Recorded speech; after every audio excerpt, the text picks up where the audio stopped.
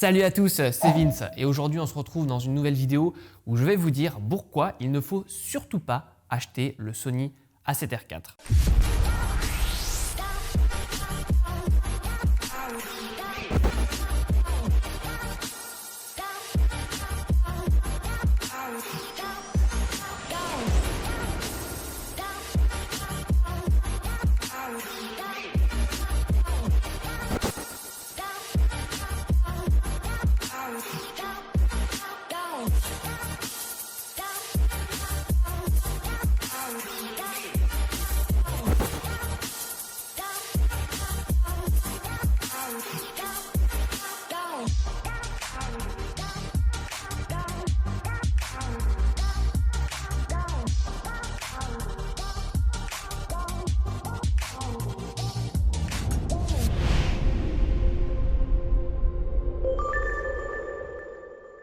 Donc dans cette vidéo, je vais vous donner vraiment 3 raisons qui font que le Sony A7R IV n'est pas, selon moi, un boîtier intéressant et que ça sert à rien d'aller se ruer sur les vidéos test matos de ce Sony puisqu'on va voir que c'est pas si pertinent. Alors première raison de ne pas acheter cet appareil, c'est tout simplement son principal argument en fait, qui est avancé par Sony. Tout simplement, la marque joue sur le fait que l'appareil fasse 61 millions de pixels.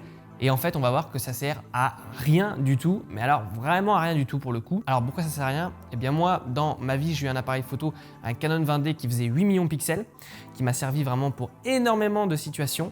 Alors sur le plein pied, en effet, c'était difficile de pouvoir retoucher avec précision, par exemple, le visage d'un modèle sur du 8 millions de pixels. Ensuite, je suis passé au Canon 60D, j'ai eu 18 millions de pixels et là, j'ai tout simplement jamais eu besoin de plus, ça s'est jamais fait ressentir. Et quand je suis passé au plein format, je m'en fichais en fait qu'il fasse 24 millions de pixels, c'était juste un bonus. Mais pour le coup, voilà, c'était plutôt cool. 24 millions de pixels, c'est très pratique dans n'importe quelle situation. Ça me permet également de recropper un peu plus que le 18 millions de pixels. Mais voilà, je me suis jamais dit, tiens, là, ça manque de densité de pixels, il faudrait que je zoome un peu plus. Jamais dans tous mes shootings photos. Donc pour le coup, le 61 millions de pixels n'a pas grand intérêt aujourd'hui à part du marketing. Et en plus, un des principaux défauts d'avoir autant de pixels, c'est que tout simplement, vous allez créer des fichiers qui vont faire à peu près 1 méga par tout simplement million de pixels. C'est comme ça que ça se calcule, la plupart des fichiers photos RAW bruts numériques. Et donc ça va prendre plus de place sur les cartes, mais encore ça va. Le pire surtout, c'est que ça va ralentir votre machine. En effet, il va falloir que votre ordi y suive derrière. Quand vous allez les importer dans votre dématrisseur de RAW, que ce soit Lightroom ou un autre logiciel, il va devoir faire un rendu de ces 61 millions de pixels et donc ça va alourdir tout votre workflow. Et pour le coup, quand on fait du professionnel et que vous avez besoin d'aller vite et avoir des workflows vraiment optimisés, 61 millions de pixels, ça fait ramer toute la chaîne de production. Et en plus, une fois que le rendu a été fait, quand vous allez par exemple l'exporter dans Photoshop pour faire une retouche un peu plus précise, là aussi vous devrez avoir beaucoup de mémoire vive pour que l'ordi suive derrière et puis tout simplement retoucher en direct et applique des effets en direct sur 61 millions de pixels.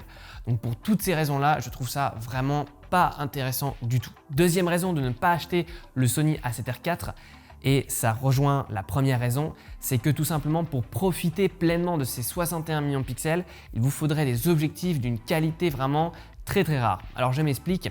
En fait, et ça moins de gens le savent malheureusement, c'est que les objectifs eux aussi ont une définition. Voilà, il suffit de réfléchir en fait au parcours de la lumière. Avant qu'elle atteigne votre fameux capteur de 61 millions de pixels, elle va passer par les lentilles de votre objectif.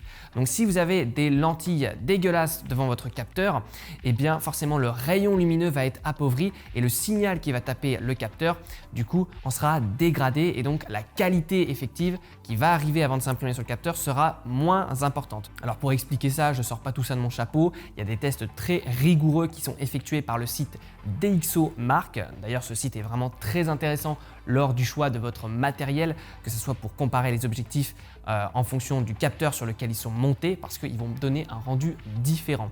Donc, on peut voir sur ce site que si vous utilisez un zoom d'entrée de gamme qui a des lentilles de pauvre qualité et qui a beaucoup de lentilles à l'intérieur de l'objectif en lui-même, le signal lumineux va être très appauvri. Et on va voir par exemple que sur un capteur de 24 millions de pixels en théorie sur le papier, le rayon lumineux qui va traverser cet objectif bas de gamme va arriver sur le capteur avec une définition effective de 11 voire de 9 même millions de pixels sur votre capteur. Donc vous avez certes un capteur de 24 millions de pixels, mais le signal lumineux qui arrive n'est que de 9 millions de pixels, si on vulgarise la chose.